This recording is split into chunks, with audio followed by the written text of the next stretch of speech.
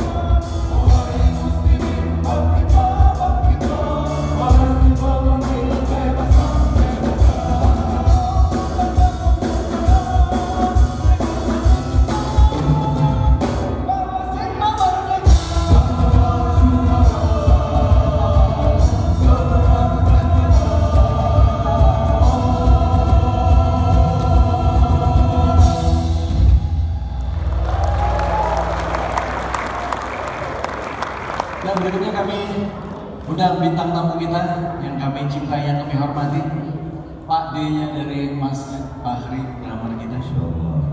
Ayah Irwan Rinaldi. Allahu Akbar.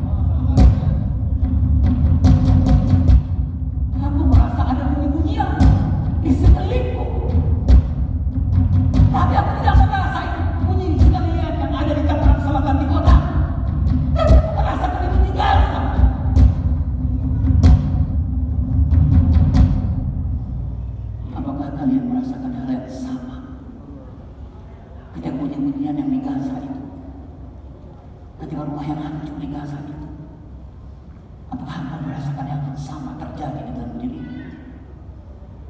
Apa? Kau tidak merasakan? Wah, sama seperti aku.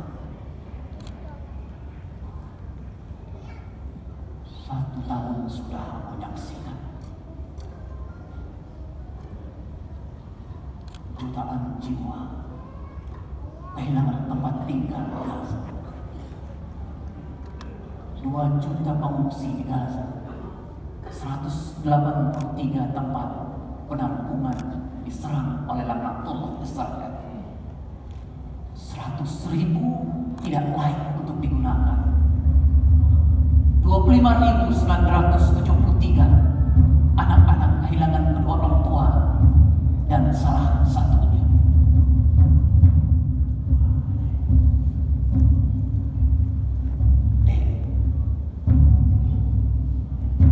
Iya bang, kata istriku satu hari, sepertinya rumah kita ini sudah tidak layak kita gunakan. Sudah hampir 10 tahun pernikahan kita, aku merasa tidak nyaman di rumah ini. Istriku tiba-tiba mendekat kepadaku dan kemudian mengatakan, "Abang, jangan katakan itu sekali lagi. Kita sudah bisa tinggal di tempat yang seperti ini, sudah alhamdulillah, sudah harus bersyukur. Tapi nggak bisa. Ada teman-temanku yang sudah 10 tahun, 15 tahun menikah, dia sudah punya rumah, kita masih mengontrak, dia sudah punya rumah, dia punya mobil, dia punya semuanya. Lalu kita tinggal masih dikontrakan. Setiap bulan kita masih dikejar oleh yang punya kontrakan. Aku gerah tinggal di sini." Kemudian istriku meletakkan tangannya di dadaku yang bergelora. "Abang, istighfar abang.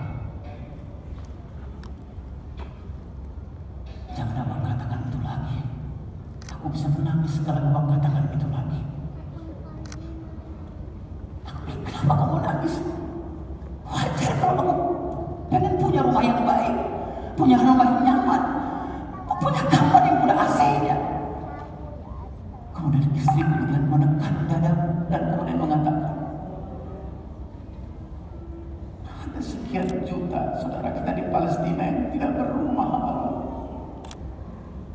Gak ada rumahnya.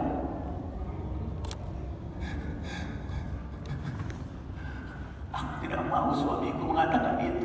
Meskipun orang-orang di Palestina tidak mendengar apa yang abang katakan, aku takut Allah marah.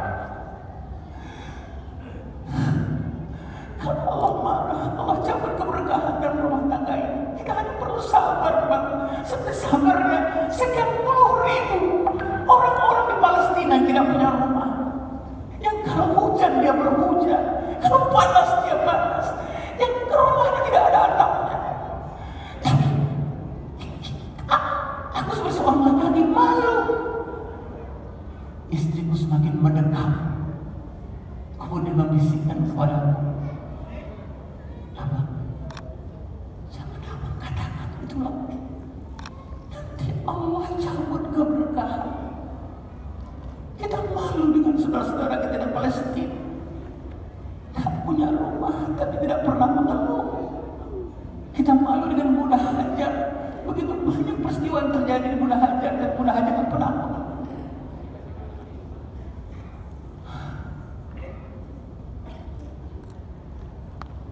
Pak, apakah pernah terjadi pertengkaran antara kalian dengan istri kalian tentang soal fasilitas rumah?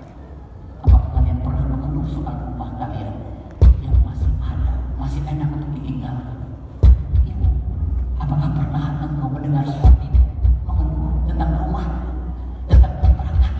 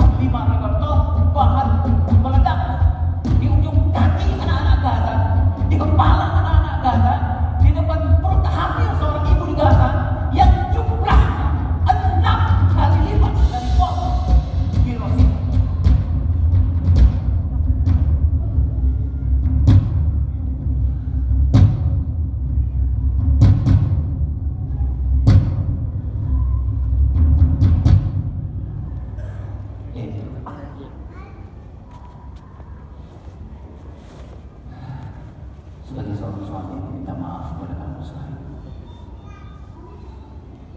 Ternyata ledakan-ledakan kehidupan yang sulit dalam kehidupan kita tidak ada apa-apa yang dibanding dengan kehidupan bom yang meledak di Gaza. Ternyata serpihan-serpihan yang membuat kita sering bertengkar. Aku sering marah dengan anak-anak.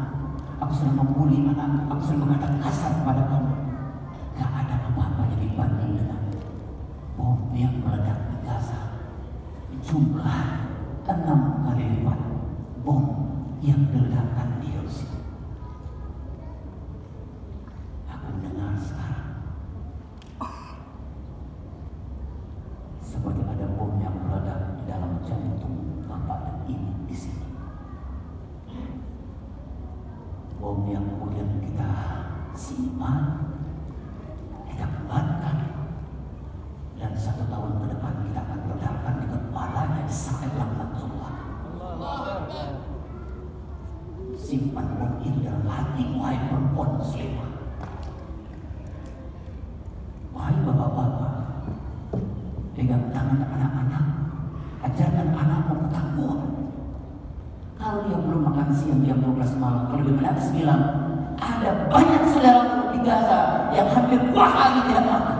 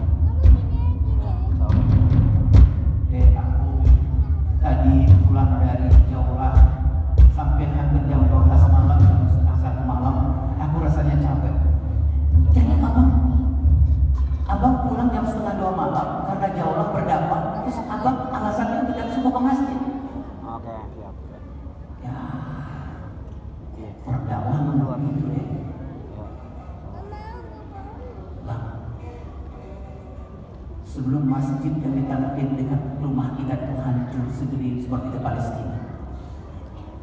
Sebelum Allah ambil nyawa abang, sebelum abang gak mampu menenteng, menjinjing, membimbing anak-anak kita ke masjid, demi Allah, bangunlah, sudah hampir subuh, pergilah ke masjid. Aku malu mempunyai seorang suami yang berkata dakwah setiap hari, tapi dia jangan menjumpai masjid, tapi dia jarang ke masjid. Tapi bagi dia adalah tempat yang paling sering dia kunjungi adalah tempat-tempat yang lain. Aku malu menjadi seorang perempuan bersuamikan seorang yang tidak mencintai masjid. Bangun. Sebentar lagi komat. Bangun. Kalau Allah cabut nyawa abang sedang seperti ini, apa yang abang katakan kepada Allah Subhanahu wa Ta'ala? Apa yang abang katakan kepada malaikat? Abang mengatakan bahwa maaf malaikat, aku aktivis dakwah tadi pulang jam 2 malam, capeknya luar biasa. Malaikat akan mencabut, menguntir leher abang dan mengatakan aktivis dakwah bohong.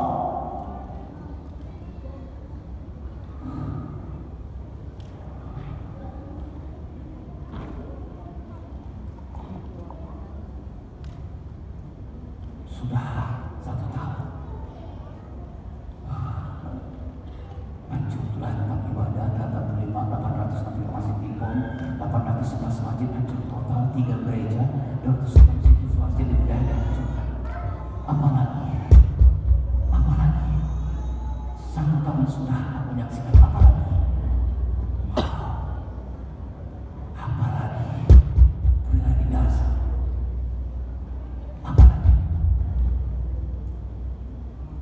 Adakah informasi baru yang Gaza.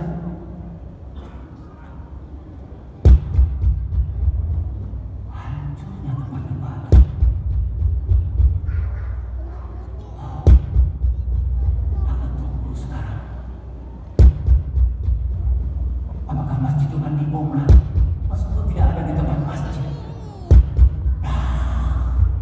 1 tahun sudah runtuhnya ekonomi Gaza. 33 miliar dolar kerugian, 2.830 fasilitas industri hancur, 45.000 dönum lahan pertanian hancur, sudah musnah sudah.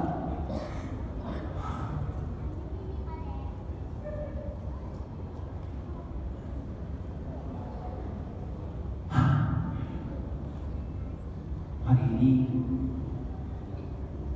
aku sebagai kepala rumah tangga sudah mencari uang keluar, tetapi Allah mentakdirkan belum ada rezeki. Aku pulang ke rumah dengan semua rasa malu karena kelaki-lakian yang aku tidak punya. Aku bertanggung jawab terhadap anak dan istri. Aku bilang assalamualaikum istri. Kemudian anak-anak datang. Anak-anak dari wajahnya ingin mengatakan sesuatu kepadaku. Tapi aku mengatakan, jangan sampaikan kata-kata ayah sudah tahu apa yang kau sampaikan. Istri pun mendekat ke aku dan mengatakan, abang, aku boleh bicara dengan abang. Saya bilang, jangan katakan itu. Tapi aku harus mengatakan ini, abang. Anak-anak harus menyampaikan ini kepada abang. Aku mengatakan jangan. Kalau engkau katakan itu dan anak-anak katakan itu kepada aku, hilang harga diri laki-lakian. Aku nggak mau berapa hari ini Allah takdirkan tidak mendapatkan rezeki yang bisa aku bawa pulang. Kata istrinya, bang, boleh izinkan aku mengatakan sesuatu kepada abang? Jangan katakan itu. Nanti harga diriku hancur, kelaki-lakianku hancur. Dan boleh nggak anak-anak mengatakan sesuatu kepada saya? Jangan katakan, jangan sampaikan itu kepada ayah. Kelak kamu akan merasakan bagaimana menjadi seorang ayah yang pulang setiap hari, yang diharapkan anak istrinya membawa uang, membawa rezeki pulang, tapi kamu mendapatkan itu. Jangan katakan. Anak saya yang paling suruh kemudian berjalan pelan ke depan. Saya bilang, kamu mau mengatakan apa kepada ayah? Anak saya suruh saya kemudian tarik nafas. Ayah,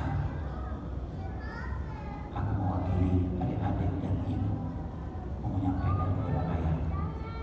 Ayah adalah laki-laki yang kami paling banggakan di dunia ini. Hampir 3 hari kami gak makan. Ayah jangan pernah mengira bahwa kami akan mengatakan, ya kami lapar. Tidak, ayah. Kemudian saya tanya, apa yang kamu sampaikan? Apa yang kamu sampaikan kepada ayah? Kami adalah anak-anak Gaza yang bisa menahan rasa lapar. Allah.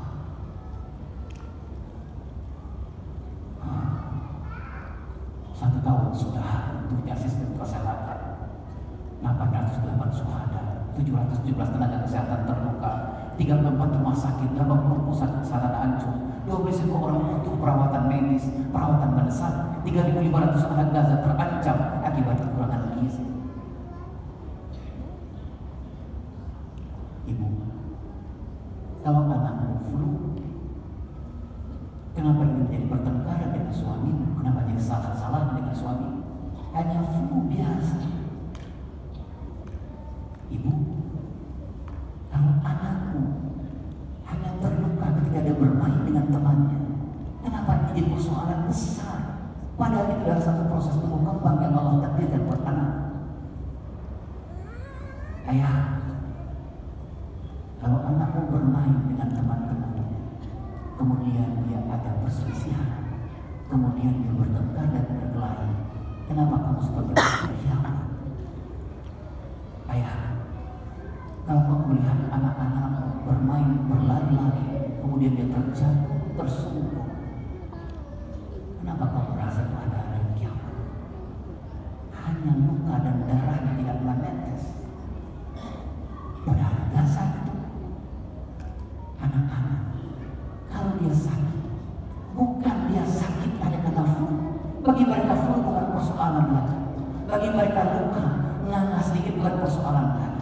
Saya menyaksikan ada anak-anak yang umurnya hanya umur 4 tahun, 5 tahun, patah tangan, dipatahkan oleh Israel laknatullah. Anak tidak menangis, cuma dia mengatakan, kamu puas dengan tangan satu ini, aku masih Allah berikan tangan yang dua, kamu mengatakan tangan saya kedua. 4 tahun umur anak ini. Tiba-tiba saya ingat bahwa salah satu target kita dalam mengasuh itu adalah jangan pernah meninggalkan anak-anak yang lemah. Jadi kalau begitu ibu dan bapak, tinggalkanlah anak-anak yang tangguh.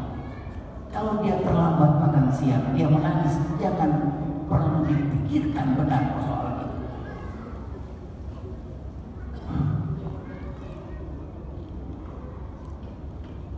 Satu tahun sudah pendidikan terhenti, 1.500 siswa syahid sudah, 14.089 terluka, 461 sekolah dari Universitas Bogor, 625.000 siswa tidak bisa mendaftar, dan 48.000 mahasiswa terhalang kuliah.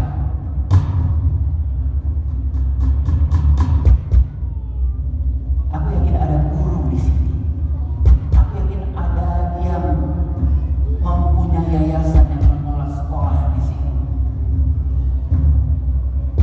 Pertanyaan satu, Allah bertanya, Inna Allah, kata Allah menanyakan kepada kita, apakah anak laki-laki kita sudah kita laki-lakikan di sekolah atau belum? Apakah anak perempuan ibu-ibu guru di sekolah sudah diperempuankan atau belum? Apakah anak kelas 4, 5, 6 masih seperti anak-anak diperlakukan seperti anak kelas 1, kelas 2 dan kelas 3? Apakah anak-anak kelas 4, 5, 6 diperlakukan sudah seperti bagaimana Nabi Ibrahim memperlakukan Ismail? Ayah dan ibu guru dan pemilik yayasan sekolah, ayo kembali kita lihat apakah sekolah kita selama ini hanya patuh kepada pasar, atau sekolah kita sebenarnya patuh kepada Allah Subhanahu wa taala yang Allah katakan jangan pernah tinggalkan anak-anak itu. Sama Bang Riki, di ruang sebelah sana. Oh iya, siap.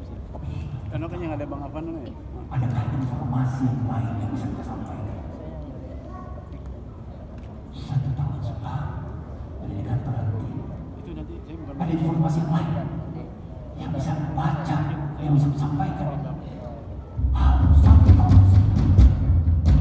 Anak-anak dan perempuan banyak krisis. 69% korban terluka adalah korban anak-anak perempuan. 36 anak-anak meninggal karena wabah. 111 bayi lahir dibunuh selama agresi. 710 bayi di bawah usia 1 tahun terbunuh habis-habisan.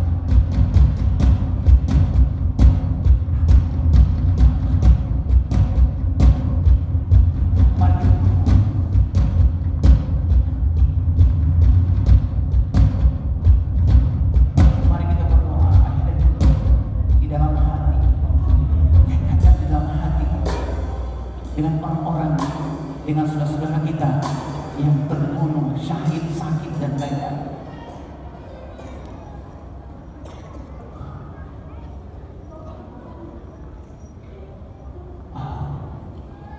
Satu tahun sudah anak-anak. Lalu apakah kita akan bertahan dalam 1 tahun ini?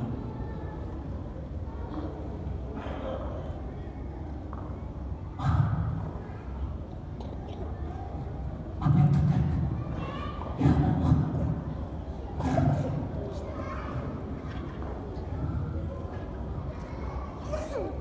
Wah. 1 tahun sudah berlalu. Sebentar lagi menjaga Israel laknatullah alaihi. Mereka sudah melemah. Mereka sudah melemah. Wahai bapak dan ibu dan anak-anak, bagaimana kalian?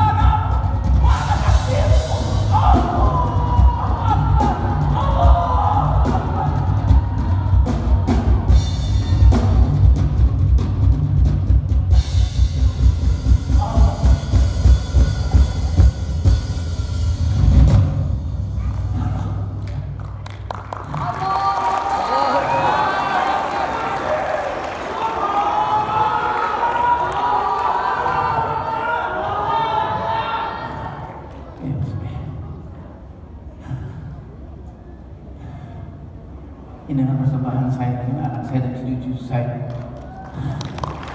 Boleh mantu saya ke depan. Biar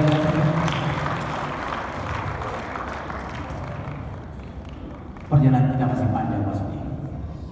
Insya Allah buatkan pernikahan kalian, lahirkan anak-anak yang banyak, untuk ketangguhannya. Sebentar lagi saya akan selesai dan anak-anak kita cucu mulai akan memegang bendera la ilaha illallah Muhammadar Rasulullah. Allahu Akbar. Allahu Akbar.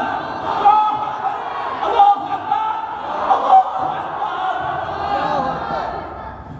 Bapak Ibu yang berkeluarga, habis ini pulanglah, duduklah berdua dengan anak-anak, bertiga dengan istri. Ayo renungkan apa yang mau kalian persembahkan kepada Palestina. Assalamualaikum warahmatullahi wabarakatuh.